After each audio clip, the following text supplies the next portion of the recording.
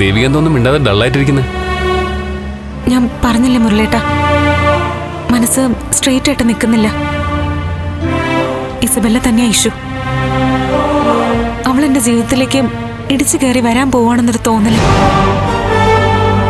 രജനി ചേച്ചിയുടെ വീട്ടിലെ ചടങ്ങ് ഒഴിവാക്കിയിട്ടാ നന്ദു ഇപ്പൊ ഇസബെല്ലയ്ക്കൊപ്പം പോയിരിക്കുന്നെ. ഇന്നലെ രാത്രി വരെ കുഴപ്പമൊന്നുമില്ലായിരുന്നു. ഏതോ ഒരു സമയത്ത് അവളുടെ ഫോൺ വന്നു. അതോടെ രീതികളൊക്കെ മാറി. ഞാൻ നന്ദുവിനെ തടഞ്ഞു. പക്ഷെ നന്ദു ഇസബെല്ലെ അത് അറിയിച്ച് കാണണം. അവൾ എന്നെ വിളിച്ച് ചൂടായി. ആണോ? അങ്ങനെയൊക്കെ സംഭവിച്ചോ? അതേ മുരളേട്ടാ, വീട്ടിലെ ഓരോ കാര്യങ്ങളും നന്ദു അപ്പപ്പ അവളെ അറിയിക്കുന്നുണ്ടെന്ന് അതിൽ നിന്ന് തന്നെ മനസ്സിലായില്ലേ? ഞാൻ പറഞ്ഞതുപോലെ ഇസബെല്ല എന്തോ ഒരു വിഷയത്തില് നന്ദുവിനെ കുടുക്കിയിട്ടിരിക്കാന്നാ എനിക്ക് തോന്നുന്നത്. നന്ദുവിന് മേൽ എനിക്ക് ഒരവകാശം ഇല്ലാത്ത പോലെ ആയിരിക്കുന്നു മുരളേട്ടാ. നന്ദുവിന്റെ കടിഞ്ഞാൻ അവളുടെ കയ്യിലാ. അങ്ങനെയൊന്നും വിഷമിക്കാതെ ദേവിക. വിഷമിക്കല്ല, പേടിക്കുക. നന്ദുവിനും എനിക്കും എന്തൊക്കെയോ സംഭവിക്കാൻ പോകണമെന്നൊരു പേടി തോന്നുന്നു. ദേവിക, നമുക്ക് ആ ഇസബെല്ലെ പോയെന്ന് കണ്ടാലോ? വേണ്ട മുരളേട്ടാ, അവളെ കാണാതിരിക്കാനാ ഞാൻ ആഗ്രഹിക്കുന്നത്. ഇന്നവൾ അത്യാവശ്യമായിട്ടും നന്ദുവിനെ എങ്ങോട്ടാ കൊണ്ടുപോയിരിക്കുന്നതെന്നാ ഞാൻ ആലോചിക്കുന്നത്.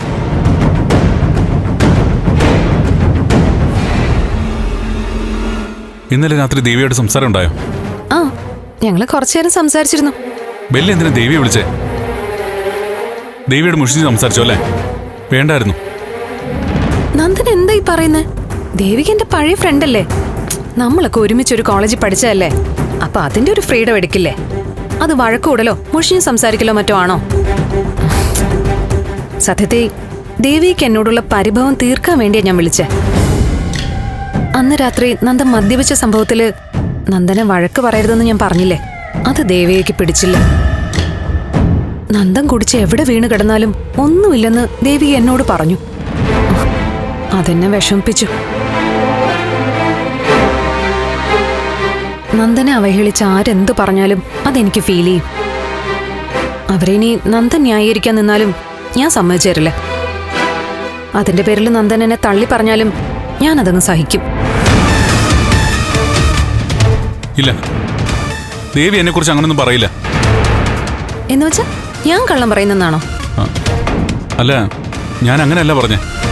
ദേവികയുടെ ഗുണവും അതാ. ദേവിയേക്ക് ഏത് കാര്യവും ഒരാളെ പറഞ്ഞ് പെട്ടെന്ന് വിശ്വസിപ്പിക്കാൻ പറ്റും. സൂര്യൻ പടിഞ്ഞാറ് ദിക്കില ഉദിക്കുന്നെന്ന് ദേവിക പറയട്ടെ, കേൾക്കുന്നവർക്ക് തോന്നും അതാണ് ശരിയെന്ന്. അങ്ങനെ പറയല്ലേ. നീ ദേവിക തന്നെ വിശ്വസിച്ചോ? ഞാൻ കള്ളം പറയുന്നവളും കൊള്ളരുതാത്തവളും സമ്മതിച്ചു.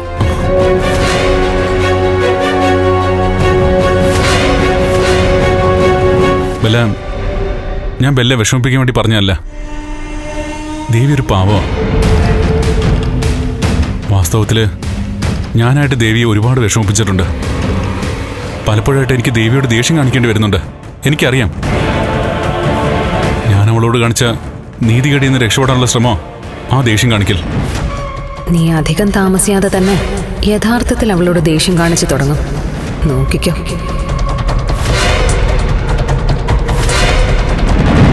നീ എന്താ ആലോചിക്കുന്നേ? അല്ല, നിനക്ക് അവളോടുള്ള സ്നേഹം എത്രമാത്രമാണെന്ന് ചിന്തിക്കുകയായിരുന്നു. അതെ ബെല്ല, ആ സ്നേഹത്തിന്റെ ആഴം എത്രയാണെന്ന് മറ്റൊരാളെ പറഞ്ഞ് മനസ്സിലാക്കാൻ പറ്റില്ല. പക്ഷേ ഇതൊക്കെ അവള് മനസ്സിലാക്കുന്നുണ്ടോന്ന് എന്റെ സംശയം. പറഞ്ഞില്ലേ, അവള് മനസ്സിലാക്കുന്നില്ലെങ്കിലും അവളെ കുറ്റം പറയാൻ പറ്റില്ല. ഞാൻ അവളെ അത്രയും വിഷമിപ്പിക്കുന്നുണ്ട്. മദ്യവെച്ചൊക്കെ അവളുടെ മുമ്പിൽ ചെല്ലാന്ന് വെച്ചാ പാവം നെഞ്ചു പൊട്ടി കാണും അവളുടെ. നേരെ ഒന്നോർത്ത ദേവിക പാവോ. നീ വിഷമിക്കല്ലേ. അല്ല, ബെല്ല രാവിലെ കാണണമെന്ന് പറഞ്ഞ എന്തിനാ? എവിടെ പോവാനാ? ഇന്ന് രജനീച്ചയുടെ വീട്ടിൽ എല്ലാവരും കൂടെ പോകുന്നുണ്ട്. ആ, ഇന്നലെ പറഞ്ഞല്ലോ. നമുക്ക് ഋഷിയുടെ കാര്യത്തില് കുറച്ച് കാര്യങ്ങൾ സംസാരിച്ച് തീരുമാനം എടുക്കണം. എന്താ ബെല്ല, പ്രശ്നം എന്തെങ്കിലും? അല്ല, പാപ്പന് ചെറിയ ടെൻഷനുണ്ട്. ദേവിക നല്ല സ്ട്രോങ് ആയിട്ട് നിൽക്കുകയല്ലേ. ഋഷിയുടെ കേസിന് തുമ്പുണ്ടാക്കണമെന്നും പറഞ്ഞു. ജനകീയ സമിതിയൊക്കെ രൂപീകരിച്ച് വല്ല പ്രക്ഷോഭമൊക്കെ ആരംഭിക്കുമെന്ന് പേടിയുണ്ട്. ഞാൻ നന്ദനെ രക്ഷിക്കാൻ നോക്കുന്നു, പക്ഷെ ദേവിക കാരണം നന്ദൻ ചിലപ്പോൾ അകത്താവാൻ സാധ്യതയുണ്ട്. നന്ദമ്മ, നമുക്ക് വിശദമായിട്ട് കാര്യങ്ങൾ പ്ലാൻ ചെയ്യണം. പറ്റുമെങ്കിൽ പാപ്പനെ ഒന്ന് കാണണം. ആ, വണ്ടി കയറാം.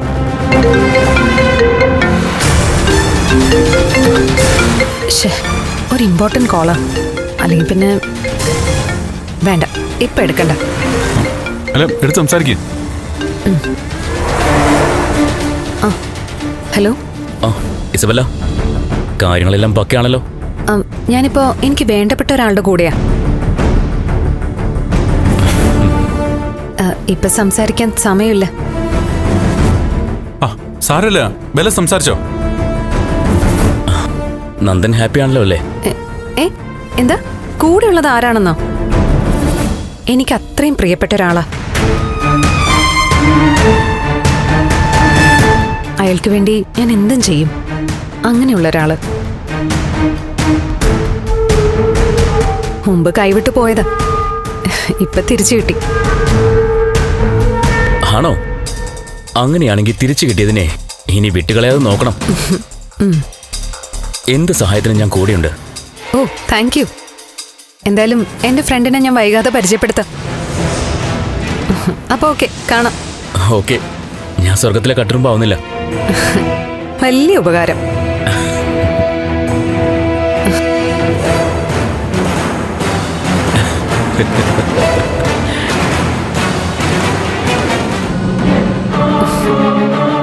ഓരോ ശല്യങ്ങളെ എന്തായാലും ഒരു പോസിറ്റീവ് എനർജി തന്നു ആള്.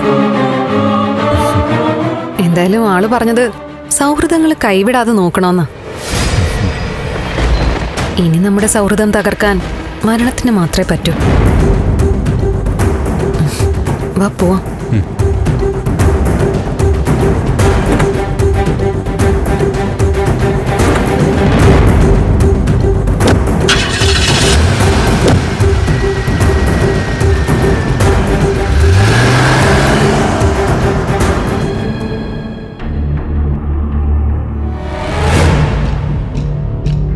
ത്യാഗരാജ, നീ പുറത്തു പോകുമ്പോഴേ വീട് പൂട്ടി താക്കോല് പുറത്തു വെച്ചേക്കണേ.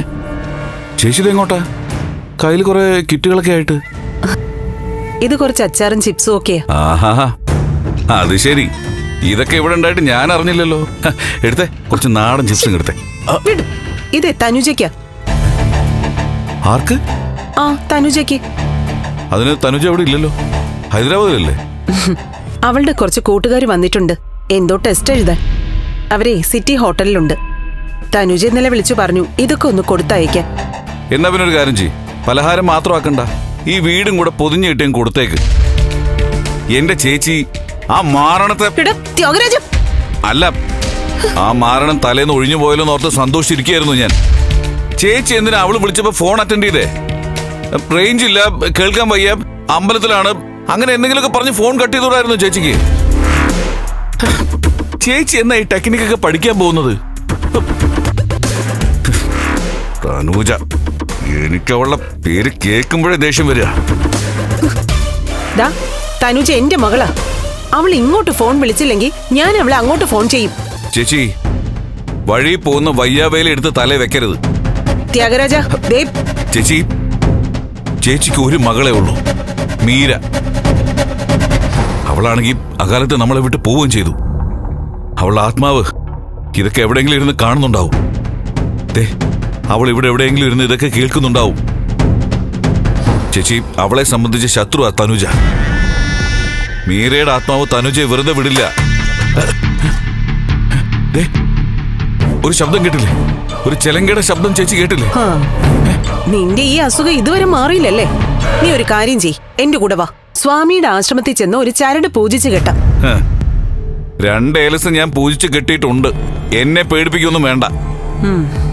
ചേച്ചി, ഞാൻ ഉള്ള കാര്യം പറയാം. തനൂജയ്ക്ക് കുറെ കാശ് കൊടുത്തു കഴിഞ്ഞല്ലോ, അത് മതി. അതിനപ്പുറമുള്ള ബന്ധം വേണ്ട.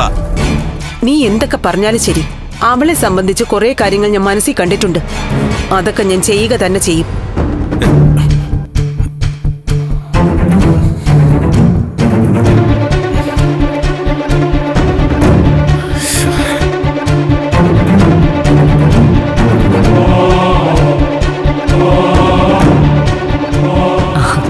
ഗിരീഷിന്റെ സംഘടനാ പ്രവർത്തനമൊക്കെ എങ്ങനെ പോകുന്നു? കുഴപ്പമില്ല.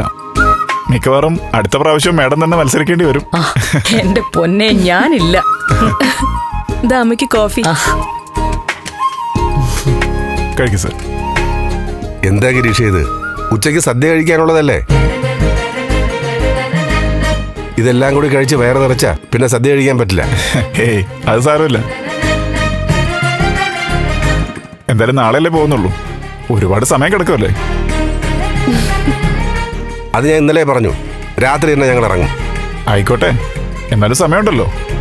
കഴിക്കണം മേഡം.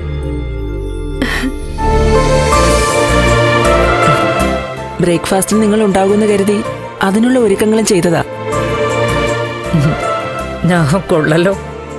അങ്ങനെ രാവിലെ തന്നെ വരാൻ പറ്റുമോ ടീച്ചർ? MLA യുടെ വീടല്ലേ, തിരക്ക് കഴിഞ്ഞല്ലേ വരാൻ പറ്റൂ. MLA യുടെ കാര്യമൊന്നും പറയണ്ട. ദേ കണ്ടില്ലേ, ദേവിക്ക് ഇതുവരെ എത്തിയിട്ടില്ല.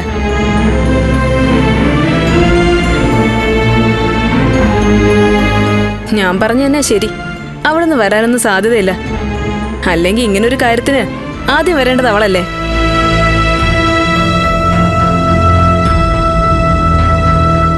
സാധാരണ കല്യാണത്തിനും മരണത്തിനും ഒക്കെ MLA മാര് വിളിക്കാതെ തന്നെ പോവും.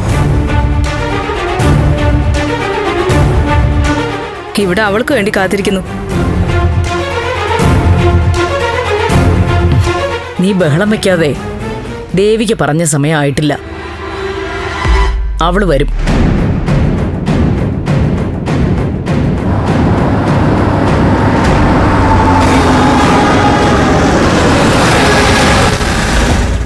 ബാക്കി എന്തൊക്കെ മുടക്കിയാലും ഇന്ന് ഇവിടുത്തെ ചടങ്ങ് അവള് മുടക്കില്ല.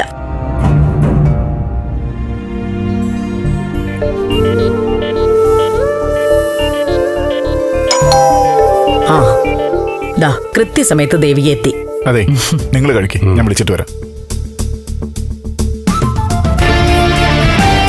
ഇതെല്ലാം ഇവിടെ ഉണ്ടാക്കിയതാണോ? ആ, അമ്മ ഇതിന്റെ സ്പെഷ്യലിസ്റ്റ് അല്ലേ? സൂപ്പർ. നല്ല ടേസ്റ്റ് കേട്ടോ.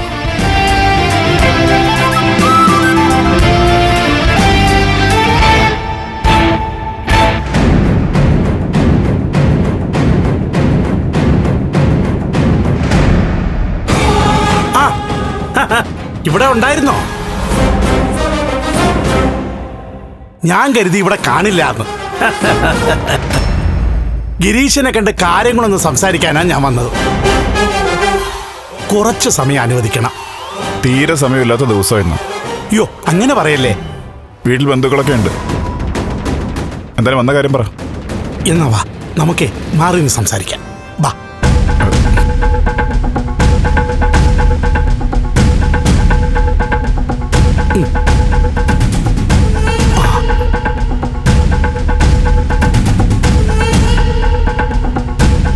നിങ്ങൾ എന്നെ തേടി വരുന്നതിന് വേറെ കാരണമൊന്നും കാണില്ലല്ലോ?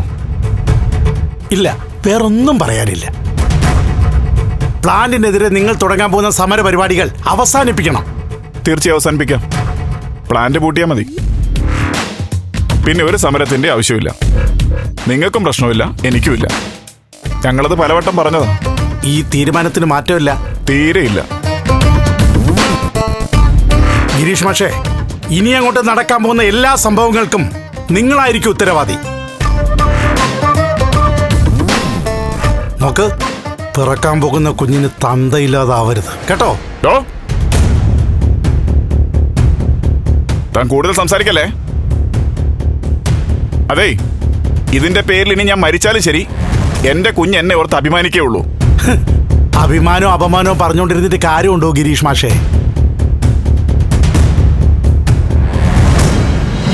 ജീവനോട് അപ്പനെ കണ്ടു വേണ്ടേ മക്കള് വളരാൻ. തന്റെ ഈ ഭീഷണി ഉണ്ടല്ലോ, അതങ്ങ് 4 മടക്കി പോക്കറ്റിൽ വെച്ചാൽ മതി. കൊല്ലും തിന്നും എന്നൊക്കെ പറഞ്ഞ് എന്നെ പേടിപ്പിക്കാൻ വന്നാണെങ്കിൽ വന്ന വഴിക്ക് എന്നെ തിരിച്ചു വിട്ടോ. ആള് മാറിപ്പോയി. അത്രയ്ക്ക് ധൈര്യശാലി ആവല്ലേ മാഷേ? സിദ്ധു, എന്തെങ്കിലും സംഭവിച്ചിട്ട് പിന്നെ കാര്യമില്ലാതാവും. താനങ്ങ് സംഭവിപ്പിക്കടോ, നമുക്ക് നോക്കാലോ.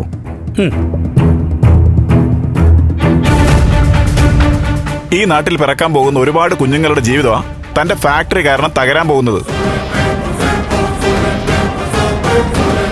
അതിന് ഞങ്ങൾ സമ്മതിക്കില്ല. എന്താ ഗിരീഷേ?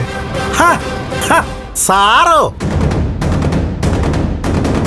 അയ്യോ, എല്ലാരും ഉണ്ടല്ലോ. ഇവരാണോ ബന്ധുക്കളൊക്കെ ഉണ്ടെന്ന് പറഞ്ഞത്? മോക്ക് വിശേഷമായോണ്ട് വന്നായിരിക്കും അല്ലേ? വീട്ടിലൊരു കുഞ്ഞു പറക്കാന്ന് പറഞ്ഞാ അതൊരു ഉത്സവം പോലാ, ആഘോഷിക്കേണ്ട കാര്യമല്ലേ?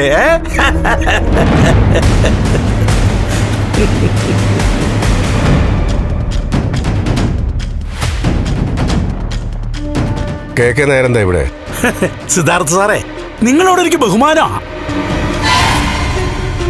നിങ്ങളുടെ മരുമോളാ എന്റെ കമ്പനിക്ക് പെർമിഷൻ തന്നത്.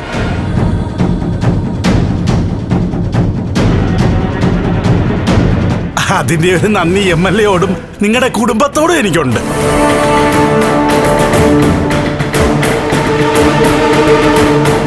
ഒക്കെ കൂടെ വെച്ചിട്ട് പറയാ, സമരത്തിൽ നിന്ന് പെരുമാറാൻ മരുമോനെ ഒന്ന് ഉപദേശിക്കണം. ഈ സംരംഭത്തിൽ മരുമോൻ ഒറ്റയ്ക്കല്ല കേക്കെ, ഈ അമ്മായിയപ്പനും കൂടെ ഉണ്ട്.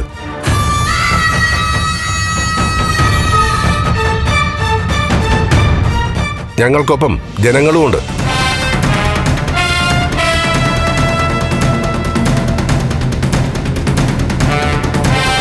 ചീഞ്ഞു നാറിയ നിങ്ങളുടെ കളികൾ ജനങ്ങൾ തോൽപ്പിക്കും. ആദ്യം നിങ്ങൾ അടച്ചു കെട്ടിയ വഴികൾ തുറക്കും.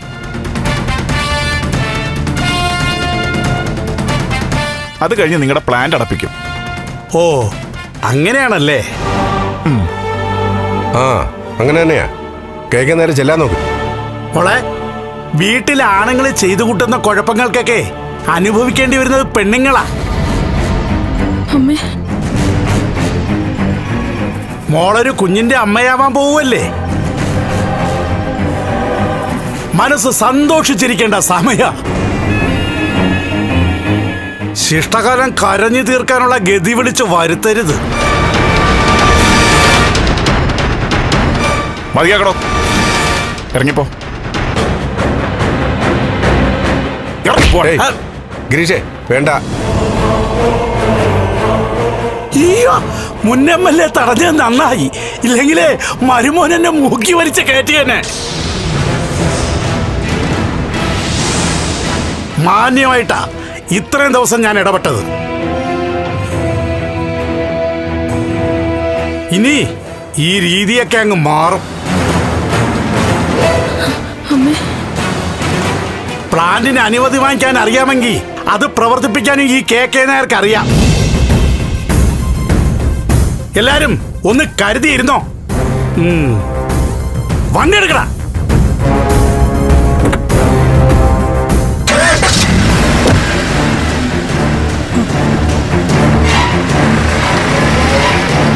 സാർ വരണം.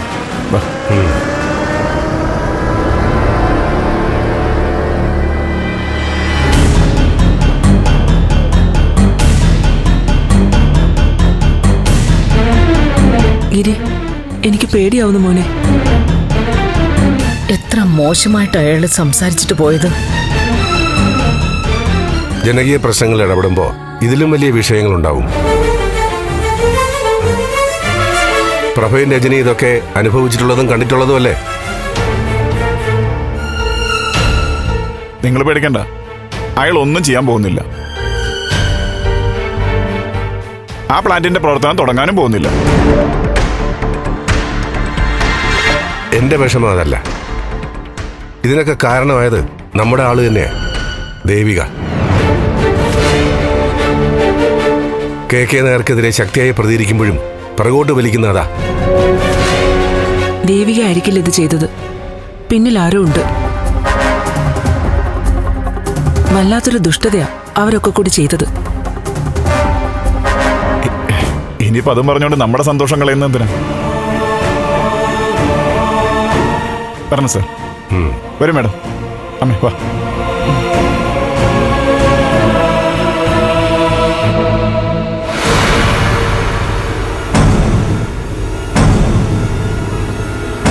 ആ നന്ദനെ കണ്ടടാ, വേറൊരുത്തിയുണ്ട് കൂടെ. ആണോ? എവിടെയാ? ആ റിസോർട്ടിന്റെ ബാക്കിലുള്ള റോഡിലുണ്ട്. നീ എവിടെ നിൽക്ക്, ഞാൻ ഇപ്പൊ വരാം. ഓക്കെ. വണ്ടി എടുക്കടാ.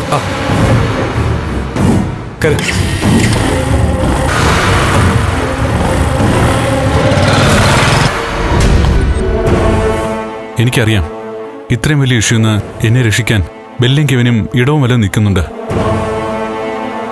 നിങ്ങൾ പറയുന്ന രീതി തന്നെ ആയിരിക്കും ഇനി ഞാൻ മുന്നോട്ട് പോകുന്നത്. പക്ഷെ ബെല്ല, ദേവിക്കൊരു വിഷമം ഉണ്ടാവാൻ പാടില്ല. ഇപ്പൊ തന്നെ പല കാര്യത്തിനും എനിക്ക് ദേവിയോട് വഴക്കിടേണ്ടിയൊക്കെ വരുന്നുണ്ട്. അത്തരം സാഹചര്യം ഇനി ഉണ്ടാവരുത്. എടാ, നീ എന്തൊക്കെയാ പറയുന്നേ? ദേവിക്ക് വിഷമം വരുന്ന എന്തെങ്കിലും ഞാൻ ചെയ്യോ? നീ എങ്ങനെ സിറ്റുവേഷൻ ഉണ്ടാക്കുന്നു എന്നല്ല ഞാൻ പറഞ്ഞത്. പക്ഷേ സാഹചര്യങ്ങൾ അറിയാതെ ഒരു തർക്കത്തിലേക്കും വഴക്കിലേക്കും കൊണ്ടെത്തിക്കുന്നു. അതിന്റെ കാര്യം പറഞ്ഞേ. നിർത്ത്.